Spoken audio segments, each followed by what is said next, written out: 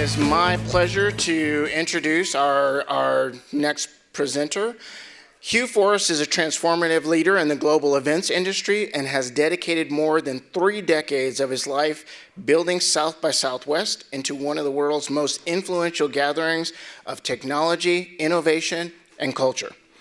Over the course of his 30-plus year tenure at South by Southwest, Hugh was honored as Austinite of the Year by the Greater Austin Chamber of Commerce in 2012 and was also awarded as Austin Entrepreneur of the Year by Ernst & Young in 2014.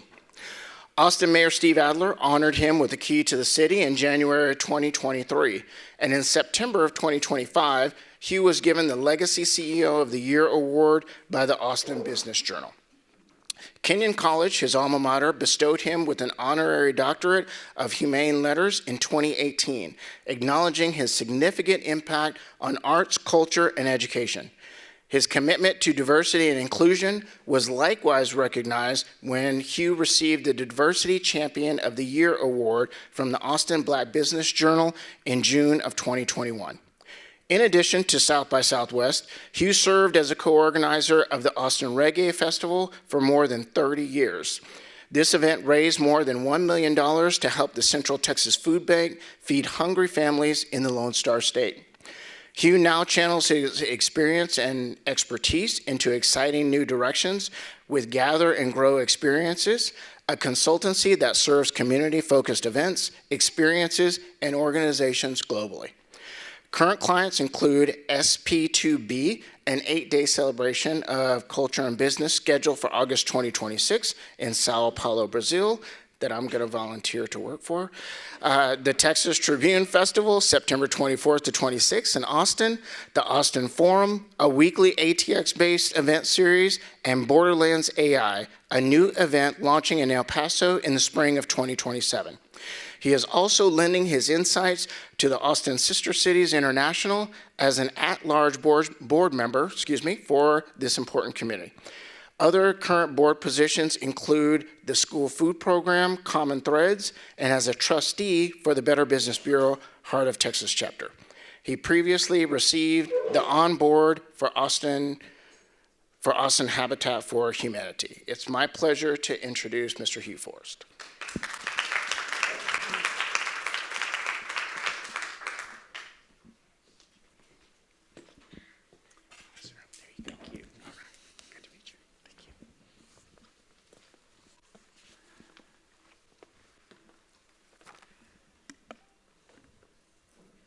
Hugh, we have the very strange thing of Hugh on stage and Hugh in the sound booth. I advance this through the clicker here, or?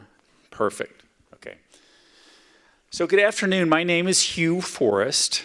I want to begin by saying it is such a tremendous honor to be part of the program for the inaugural Summit of Future Makers here at the Austin Community College. On that note, can we give another big round of applause to Dr. Russell Lowry Hart, Dr. Monique Reeves, Dr. Andrew Kehoe, and the entire staff of the Office of the Future at ACC for having the vision to put together and execute this amazing 2-day forward-thinking event. There we go, yes. So today I will speak for a few minutes about some of my thoughts about future making. And then Dr. Reeves and I will engage in what I hope will be a fascinating on-stage conversation about this topic. And I think we'll also have time for a few questions from the audience. So start thinking up questions for us if you have them. More specifically, I'm going to talk to you today about manifesting the future by a strong and inspired storytelling and strategic face-to-face gathering. That title amounts to a whole lot of words, which may or may not reveal my true feelings here. So let me cut directly to the chase. Or even better, let me quote the words of former New York Yankees catcher, manager, and noted wordsmith Yogi Berra, who famously opined, "It's tough to make predictions, especially about the future." Yes, predictions are hard to do when we're trying to figure out what will happen tomorrow, next week, or next month. And as we all know, predictions are much, much harder when we're extending those timelines out from weeks and months to years and decades and even centuries. Next slide, Hugh. What will the cities of tomorrow, how will the cities of tomorrow be designed? We can make lots of reasonable, well-educated guesses, but most of those guesses will probably be wrong. Next slide. What will the food of tomorrow look and taste like? Based on current trends, we think we have some degree of understanding of future culinary habits, but making predictions that are anywhere close to accurate is extremely difficult. Next slide, please. Same thing with the future of transportation. Will the cars of tomorrow be able to fly? Will the cars of tomorrow be powered by gasoline or electricity or hydrogen or solar cells or some other as yet unknown power source? Even more so, will cars become completely obsolete in future years, replaced by some other mode of personal transportation that hasn't even appeared on our collective radar yet? Next slide, please. And next slide, please. And what about the humans of tomorrow? Maybe tomorrow's humans look much like and operate much like we do today. Or maybe we'll become part carbon, part metal, part machine, part computer as we radically stretch our current conception of what it means to be alive. Again, predicting the future is a really, really difficult endeavor. I don't think anyone here in this room will disagree with that statement. And I'm not going to pretend that I have any more wisdom about the mechanics or logistics or optics of tomorrow than anyone else in this room. Predicting the future is a fool's game because so much of what we think we know eventually proves to be almost completely wrong. Next slide, please. But what I do know, what I am confident of, and what I can say with about 99% certainty is that the future is created by the people who best imagine that future, who believe it before they actually see it. Let me repeat that statement for emphasis. What I do know, what I'm confident of, and what I can say with about 99% certainty is that the future is created by the people who best imagine that future, who believe it before they actually see it. And even more so, next slide, please. And even more so in terms of success in predicting the future, it is the people who can imagine it and can accurately, effectively, and passionately describe what they imagine to their families, their friends, their audience, their community, their followers, and the world they live in. These people are the storytellers, and storytellers have been part of the human experience for thousands and thousands of years, dating back to the cavemen, if not earlier. Next slide, please. But I'm not here to talk to you about cavemen. Instead, let's flash forward a few thousand years from the cavemen to right here, right now. Modern day Austin, where as per the introduction, I was fortunate enough to be part of South by Southwest for more than 35 years. In that role, in that position, I had the privilege of working with many of the world's best storytellers, people who have a unique vision of the future, and even more so, have the talent, charm, passion, ability to sell that vision to others on a fairly large scale. And in the process of selling that vision, these storytellers very much helped set the stage for tomorrow. And they very much sparked a future that might otherwise not have been realized or not have been realized in quite as timely a manner. Next slide, please. So for my 3 decades plus at South by Southwest, working with some of the world's strongest and most inspired storytellers, what skills and traits did I see? what traits and skills were utilized time and time again by these powerful storytellers to manifest the future that they imagined to the audience that listened so intently to their vision? Great question, and I'm glad you asked. In my mind, there were roughly 7 different traits, skills, assets that these strong and inspired storytellers brought to the table in various degrees. Not that each master storyteller was versed in all of these 7 traits, but many brought multiple such skills to the table.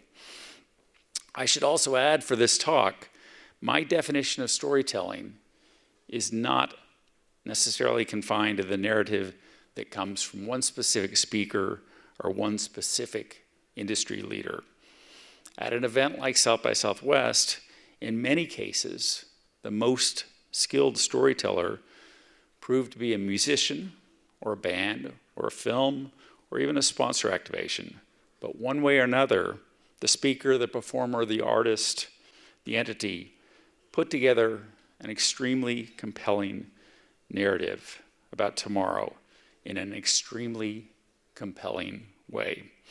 So let me review these 7 different skills with you now with the hope that you can incorporate some of them into your practice, your arsenal, your repertoire, as you endeavor on your current journey as future makers and as leaders of the next generation of those who will define our collective path forward. Next slide, please. Okay, trait number 1, display, radiate energy, excitement, engagement. This is probably the most important one. It's first because it is probably the most important one. As a future maker, if you're going to convince others of your vision, you have to be fully committed to that vision. As a future maker, if you are going to convince others of your vision, you have to bring passion, bring energy, bring unbounded enthusiasm to the story that you are telling. My photo here to illustrate this is our friend Prince at South by Southwest 2013. There you go. Goes well with the soundtrack that we had. If you are unfamiliar with the Prince story from 2013, he delivered one of the most historic music performances in the 35 plus years of South by Southwest. And I know this story from personal experience. My wife was lucky enough to have a ticket to the show. She texted me at 12:30 and said, "Prince has just started, I'm tired, I'm gonna go home." It was 12:30. He ended up playing till 3:30 in the morning that night. Again, point here being, you gotta have the energy, you gotta have the enthusiasm to tell your story. Again, of the 7 traits I'm talking about this afternoon, I think this is probably the most obvious one and most important one. Stating the obvious, again, if you don't believe in your vision of the future, others won't, and the chances that your vision will manifest into something tangible are small. Next slide, please. Unveil groundbreaking new information. This is a picture of Amy Webb, who is the CEO of Future Today Strategy Group in New York. Every year at South by Southwest, or every year for the last 15, 17 years, something like that, she delivers incredible information that happens to be about the future. This information is meticulously researched. This information is also meticulously rehearsed, her performance of this information. I'll come to that in a second. Over the last 10 years, her sessions at South by has become the most popular session, with people lining up 2 hours in advance to see, to hear what her emerging tech trend report is. So again, having some kind of groundbreaking new information to present, very, very important for future makers. I will also mention here, and put this person on the spot, that tomorrow's keynote speaker, our friend Mark Bryan in the front row, worked with Amy Webb for 3 years at the Future Today Strategy Group. And so if his presentation tomorrow is half as good as what Amy Webb delivers, you are all, or we are all in for a huge treat tomorrow. So again, Mark Bryan will be continuing this tradition that Amy Webb has so well done at South by Southwest. Next slide, please. Another trait of amazing speakers, amazing storytellers, amazing future makers is revealing extraordinary leadership. This is a photo from the Artemis II astronauts who actually spoke at South by Southwest 2025.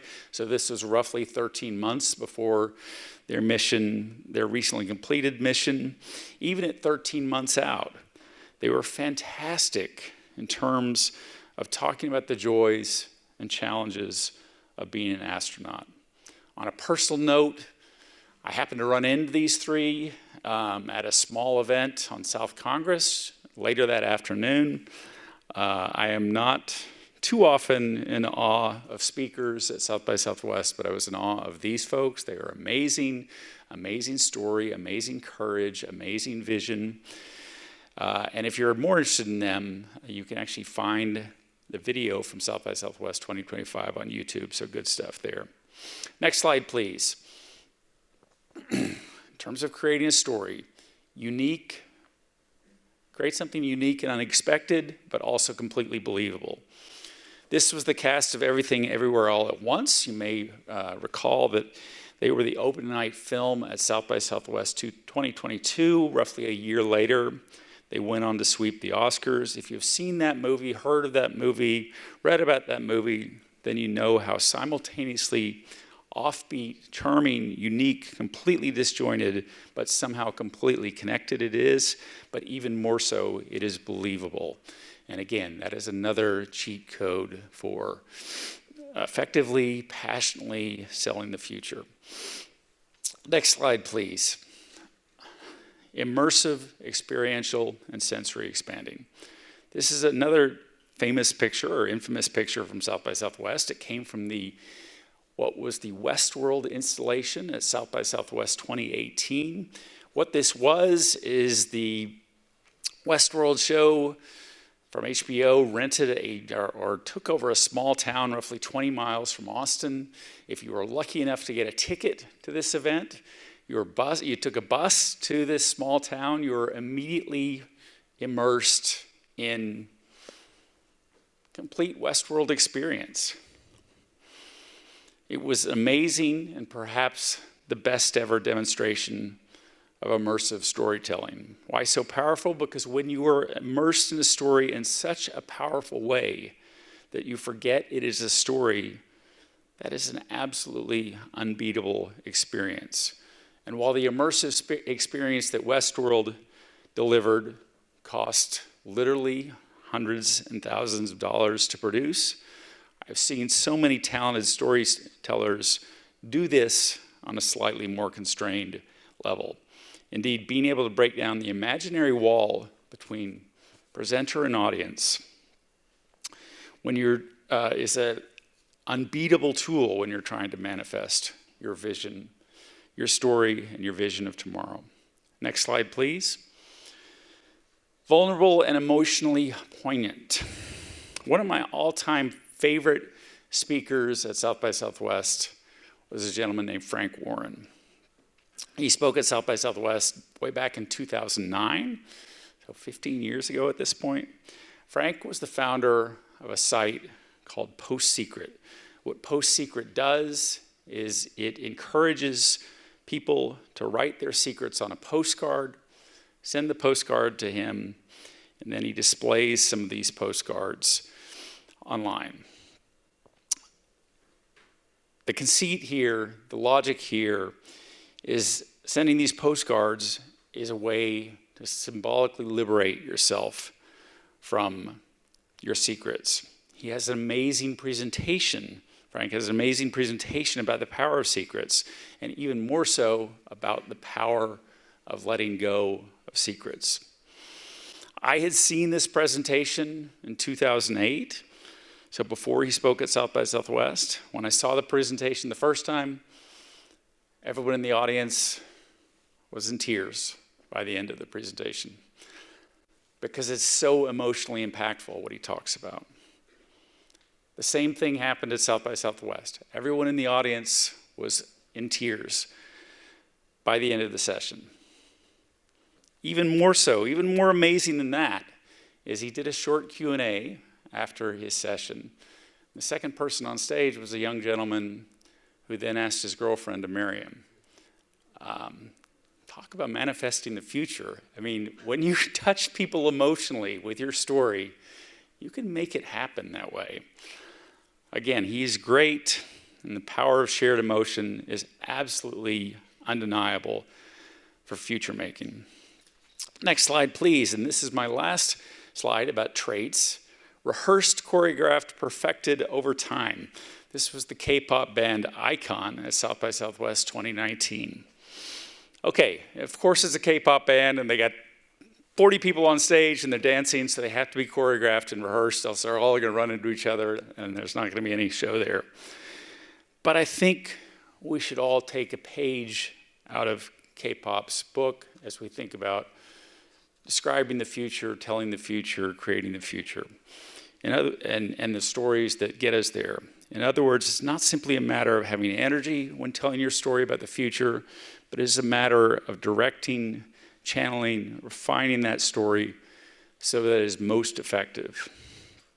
What I saw from Frank Warren that touched people emotionally, that had been practiced over years and years and years. Same thing with Amy Webb and the presentation she does. And Mark can tell you this, that she would practice that presentation, put that presentation together over the course of 4, 5, 6 months. And I happened actually to be on LinkedIn last night, and a post from Amy popped up on my feed. I'll read this as context to, again, rehearsed, choreographed, perfected over time. This is Amy Webb's words, not mine. I was reminded recently of a moment when at Comic-Con where I, Amy Webb, moderated the Westward panel. Extremely high stakes, a packed room, studio and network executives, my then 8-year-old daughter, backstage with Sir Patrick Stewart. True story. What most people didn't see, I spent 73 hours preparing to moderate that panel. Some of those hours with the ever-generous Nikki Waller, who coached and calmed me. 73 hours. Again, if you want to tell that story that really manifests, create the future, you've got to put in the time, put in the rehearsal, choreograph it to make it work. Okay, next slide, please. Here's the 7 commonalities of strong, inspired storytelling all in one place for your convenience. Display energy, unveil groundbreaking new information, reveal extraordinary leadership, have some kind of unique and unexpected story, but also completely believable, immersive, experiential, and sensory expanding, vulnerable, and emotionally poignant, rehearsed, choreographed, and synchronized. Easy peasy, right? Come on, we can all do this in our spare time. Maybe not. Next slide, please.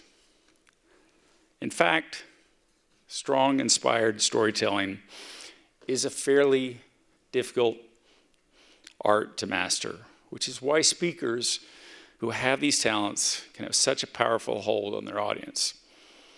I'm not here in any way to discourage this audience of future makers from having the same kind of impact that I saw with some of the world's most powerful storytellers at South by Southwest. Instead, I'm here to remind you that as with anything that demands expert proficiency, achieving mastery in this art of strong and inspired storytelling is a journey that takes years and years of practice and dedication, a journey I know that most of you have dedicated already many, many years to. That all said, I'm also here to remind you that as educators, you have another very significant lever to play in defining the future. And that very significant lever maybe doesn't require as much long-term effort as mastering the art of storytelling. So what lever am I referring to? Next slide, please. Oh, next slide. It's coming, there you go.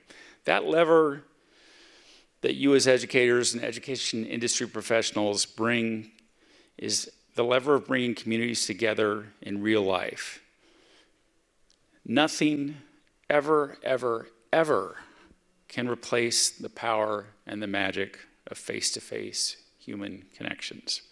Again, as educators and education industry professionals, you convene in communities and encourage conversations. You bring together different kinds of people face-to-face and encourage respectful, constructive conversations. When you do this, then you've done a whole lot to make for a future that is better than what we have today.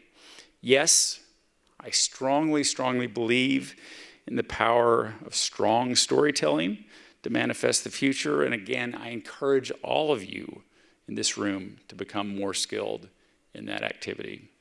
But even more so, I believe in the power of face-to-face. From the cavemen, next slide, to Greek theater, next slide, to Shakespeare, to the earliest movies, to where we are now with the Sphere in Las Vegas, next slide. This process of in-person gathering has always been such a big part of the human experience. It is my firm belief that in a world that grows increasingly virtual, increasingly automated, face-to-face will become even more important, even more powerful, even more impactful. The virtual experience is still so limited because nothing yet replaces the magic, the serendipity, the potential for good that happens when people gather in real life and in real time. Engaging more aggressively in face-to-face interactions, IRL gatherings, and community get-togethers is, I think, the best solution to overcoming the huge societal divides that have largely been fostered and encouraged by social media. Next slide, please.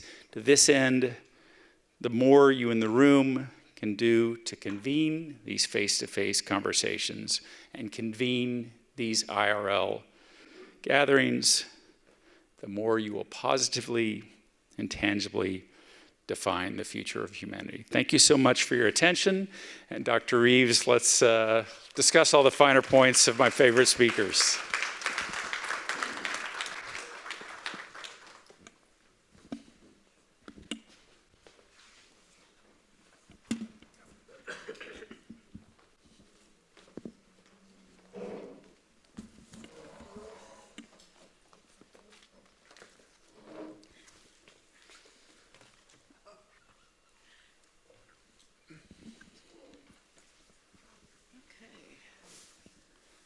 Well, first, I'm excited and honored that you decided to come and spend some time with us. What I think about... Well, thank you for the nice words there. It is the honor is mine to be part of this special inaugural event, and congrats again on what you all are doing here. Absolutely.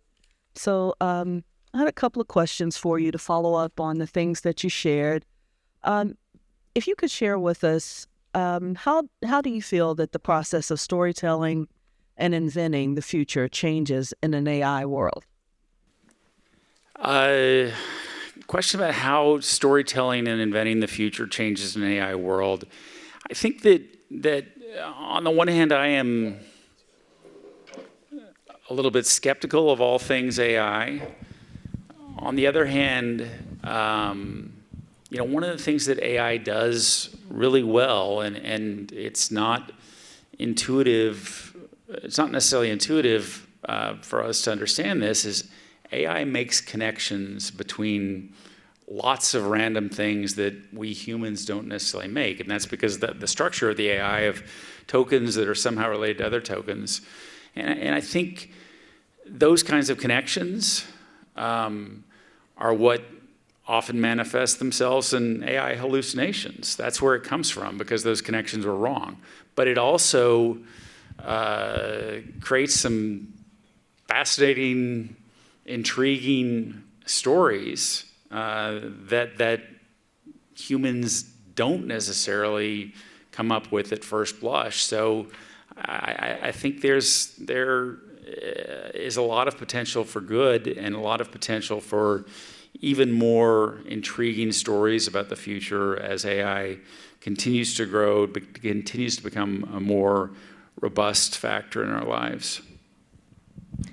And building on that, do you think that the AI of today can create compelling stories about the future? You know,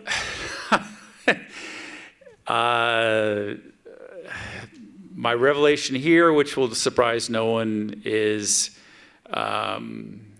I asked AI for help on how to write this or how to put together a speech for today. And it came up with this idea, well, you were at South by Southwest for 30 years. Why don't you talk about the best speakers there? And I was like, oh, that sucks. That's a horrible idea. I'm going to do my own thing. And I wrote for a week, and I didn't find anything I liked. And then I came back to, well, that's a pretty good idea of how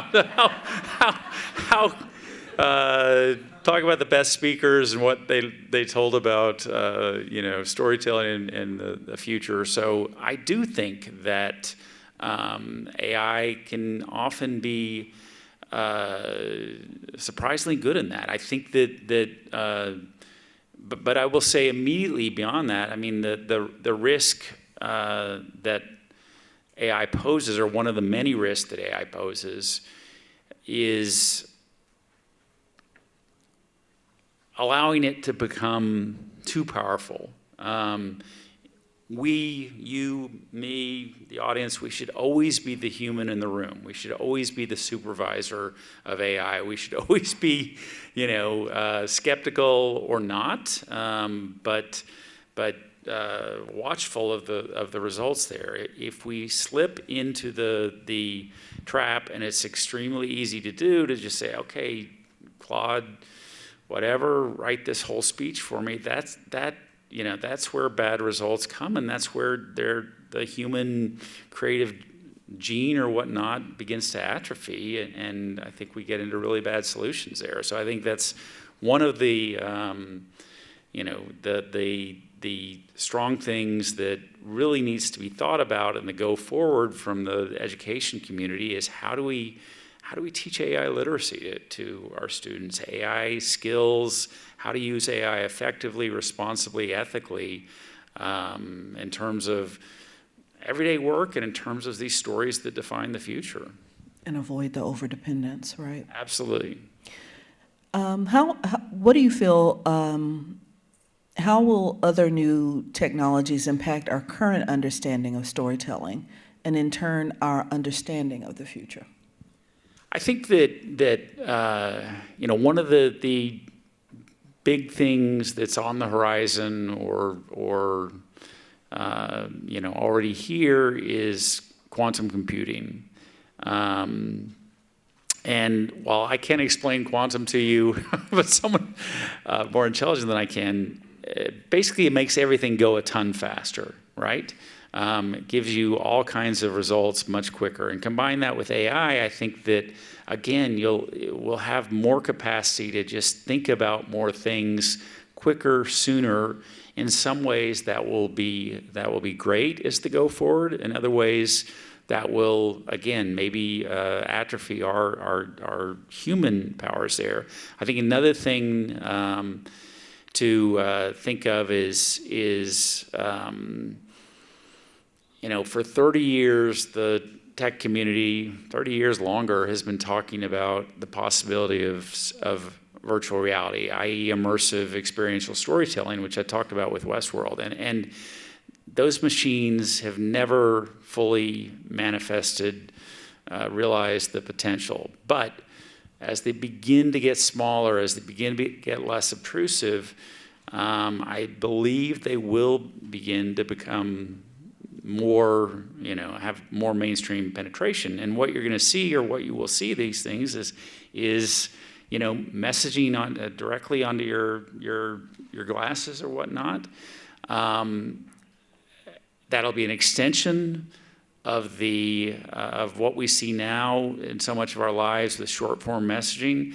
I'll be able to have my glasses on and know what classes you teach or what you do, more about what you do at ACC, and that will help that conversation in some ways, but it will also, again, give us a crutch that maybe is not good in terms of so much for the organic conversation. Yeah, so much for the organic conversation, and the organic conversation as being a factor that comes from our human creativity. So again, there'll be lots of benefits, as always with new technologies, but lots of challenges if not used in an ethical and thoughtful way. When you see that I teach blah, blah, blah, you automatically go to that instead of, oh, wow, we're both twins, you know. Or what's your favorite Prince song, since you like exactly, because that, Starfish and Coffee, would really get me going. Nice. It's a different conversation. So in your mind, what is a futurist and or what makes for a good futurist? I mean, going back to my presentation, I think a futurist is less someone who predicts what's going to happen and more someone who pushes that in some small way. And again, that I think is much of the thesis of what you're doing with this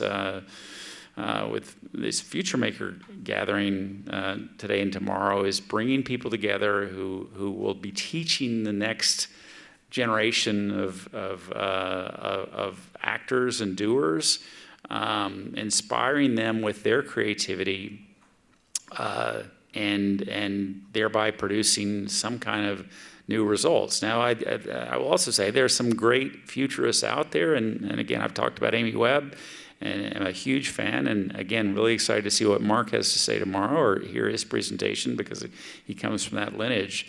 But beyond this idea of just creating stories, you know, the best futurists in my mind are the ones that just do meticulous amounts of research on human habits now, on upcoming technologies and the likelihood that whatever given technology will succeed or not succeed, and make educated guesses on that. You know, but they're all still educated guesses. We were, in our best days at South by Southwest, we were a place you could go to kind of get a preview of the future, see what's going to be hot in 2 years.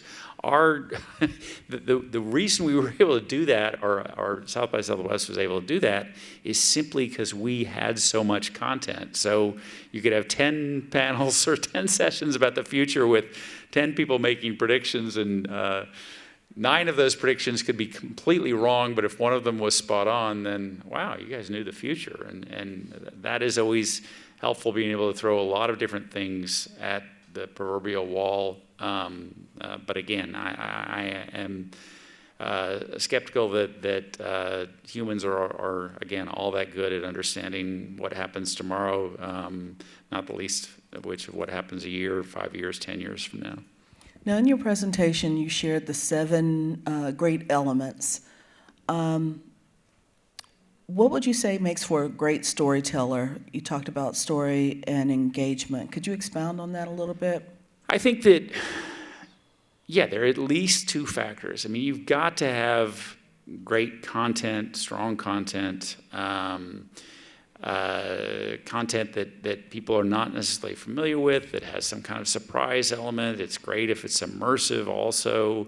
These various points I raised about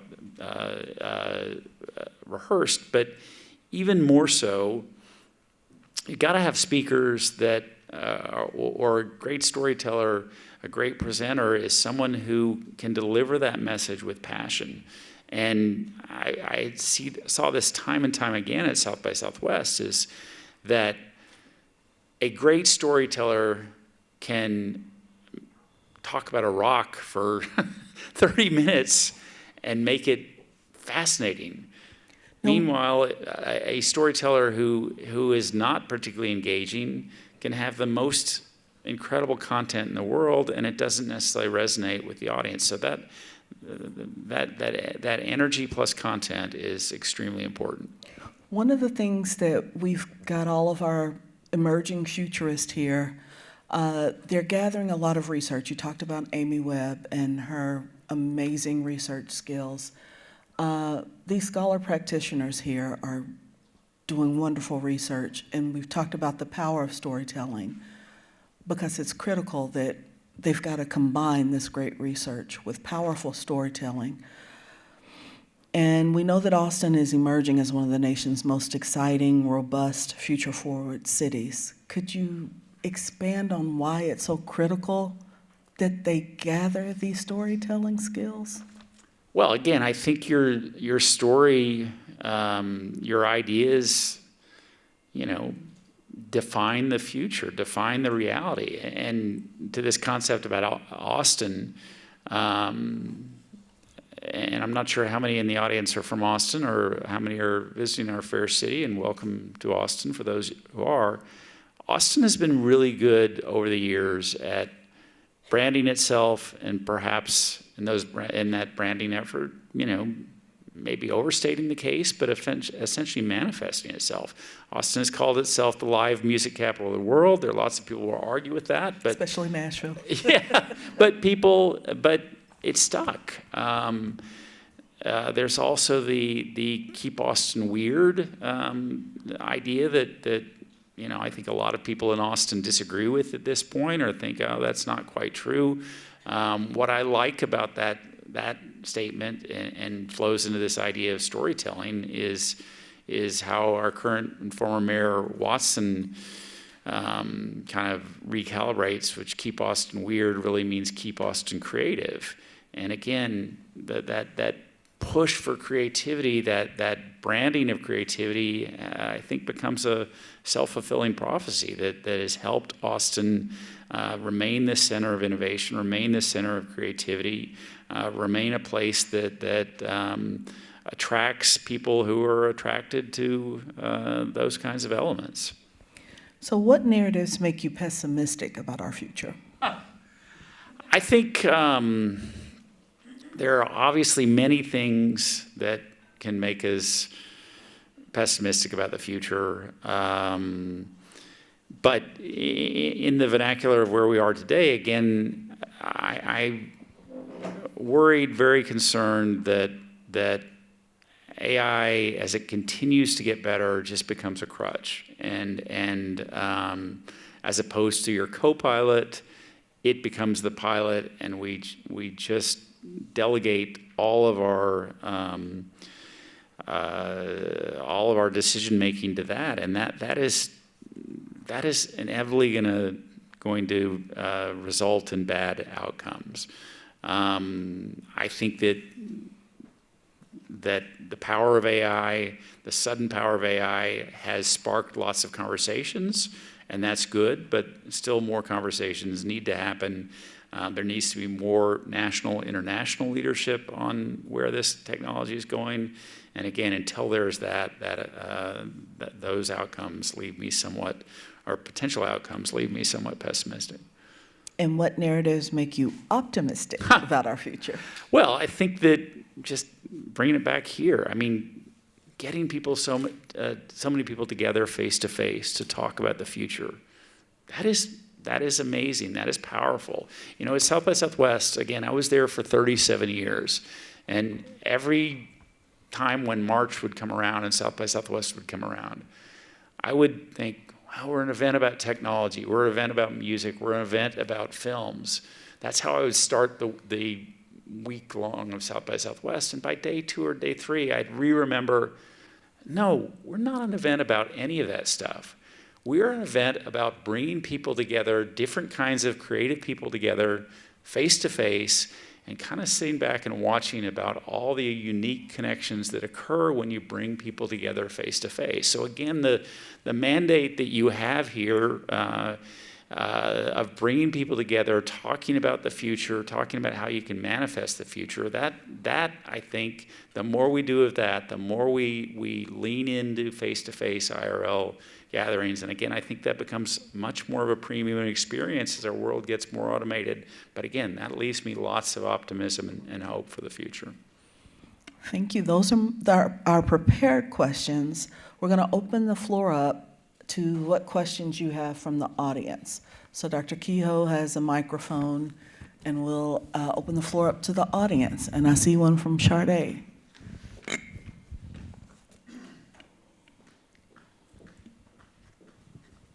Test.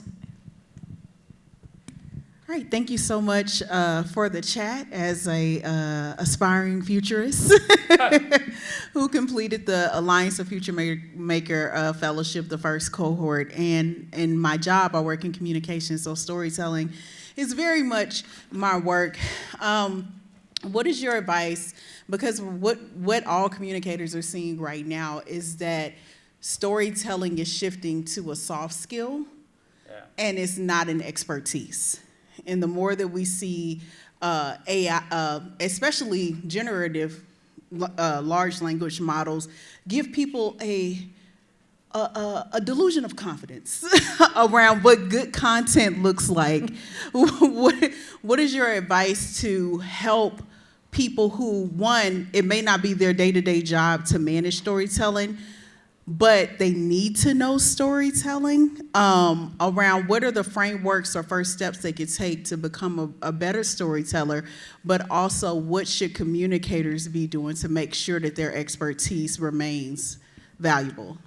Well, great question. I think my answer there is two-part. To become a better storyteller, a better speaker, a better manifester, if that's a word, of the future, it's practice, it's repetition, repetition. The more you do it, the slightly better you get at it, the things you learn to say things that create some kind of reaction in your audience. So again, repetition is better and better. Repetition helps you get better and better. In terms of your point there about storytelling becoming a soft skill, I mean, I think that we, again, have just got to be as aggressive as possible in reminding people how great AI is, but how it cannot be the adult in the room, that we have to be that humans have to be the adult in the room, that humans have to monitor this stuff,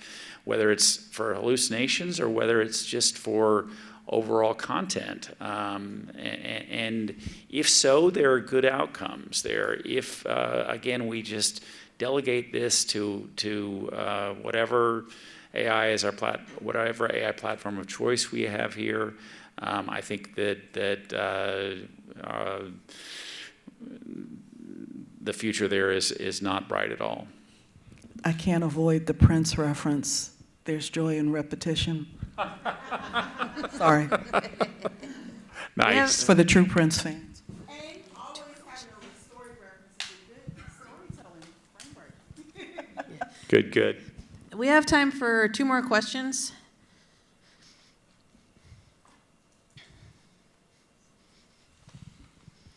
Okay, I have a question. So if you were to teach a class at ACC, I hear a voice. I don't see the person. Oh, okay. I have a Over question here. over here.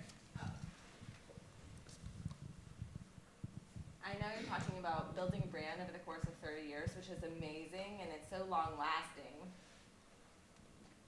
But what did you see in your 30 years as a leader, going through the transformations that happened during that time to now? Obviously, a lot of things have changed during 30 years. So what's your experience with storytelling and how that's morphed? I'm just curious from your experience. Obviously, you've seen a lot of people, a lot of stories and their experiences, but your personal experience as a leader. Thank you. Great question. Thank you for the nice words there. I think that do as I say, not as I do, always. But leadership is, so much of leadership is communication, trying to be as transparent as possible with your staff, with your community, admitting the mistakes you've made, learning from those mistakes, growing from those mistakes. Again, trying to communicate as much as possible. I always love to fit this story into any time I'm talking, but there was a book about the internet that was written in roughly 2005 called The Clue Train Manifesto. This was an early kind of Bible of the internet.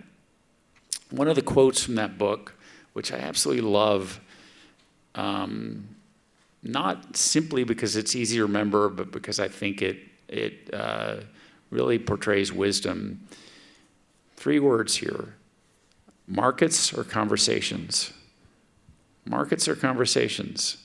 The more you can converse with your audience, your potential audience, your community, your market, the stronger you are in whatever you do. Always remember that. Markets or conversations. Again, I wish I could remember longer quotes, but 3 words is about my limit. And there you go. Thank you. Thank you. One We have last time question. for one last question. Any brave souls? Going? All right. Okay. So I have this question. When you're a storyteller over the years, and with rapid change and AI, as a human being or a leader, how do you keep the momentum? How you tap into the why? How you keep into, I don't know if you ever deal with imposter syndrome, but how do you tap into that to keep going and having great storytelling? Yes, who amongst us has not felt imposter syndrome early and often? I think it's again, leaning into what you do, believing in what you do, having confidence in what you do, bouncing off of other people to get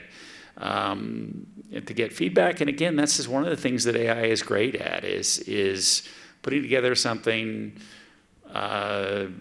pushing it to your favorite AI for suggestions on how to improve. That's great. But again, most of us are a lot better at a lot of the things we do than we give ourselves credit for, and not letting or trying to shut down that little gremlin that we all have that says you're not good enough or whatnot, and just pushing forward. And you know, so much of what I did at South by Southwest, or what we did at South by Southwest, was, okay, we made a mistake. Fine, let's learn from that mistake. Let's be better next time. Let's, you know, try to reduce the amount of mistakes we make, and slowly get better and organically get better. And that over time proved to be a pretty good formula for extensive growth. Thank you. Thank you for sharing your expertise and insights with us. Can you join me in giving us Hugh a round of applause? Thank you. Thank you. It's been great to be here. Thank you.